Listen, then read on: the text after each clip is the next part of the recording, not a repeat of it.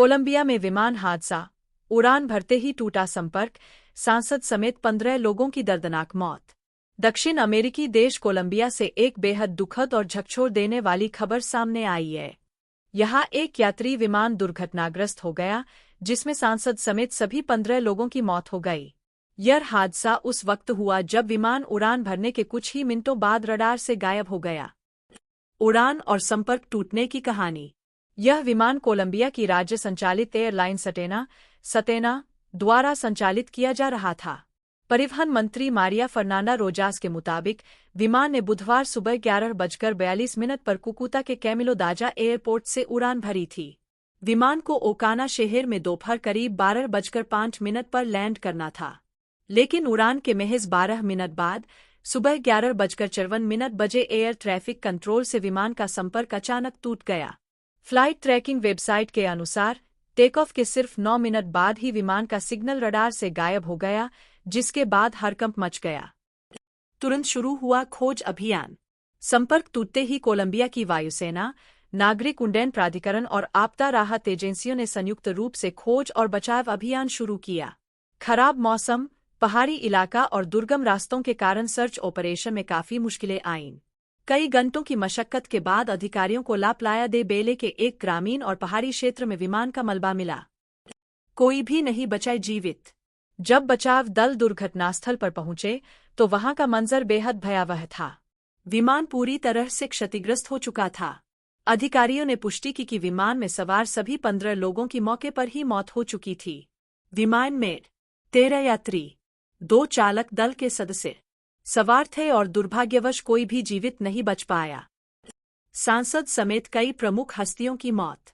इस दर्दनाक हादसे में कोलंबिया के सांसद डायोजेंस क्विंटेरो की भी मौत हो गई। वे विशेष शांति निर्वाचन क्षेत्रों से चुने गए प्रतिनिधि थे।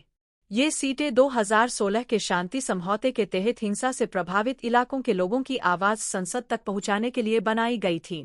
इसके अलावा विमान में आगामी कांग्रेस चुनावों के उम्मीदवार कार्लोस साल्सेडो, एक पूर्व पार्षद, और कई स्थानीय सामाजिक व राजनीतिक नेता भी सवार थे। इन नेताओं की मौत से कोलंबिया के राजनीतिक और सामाजिक हलकों में गहरा शोक फैल गया है। दुर्गम इलाका और मौसम बना चुनौती। दुर्घटना स्थल वेनेजुएला सीमा के पास स्थित एक पहाड़ी और संवेदनशील क्षेत्र में है। यह इलाका न केवल भौगोलिक रूप से कठिन माना जाता है, बल्कि यहाँ मौसम भी अचानक बदल जाता है।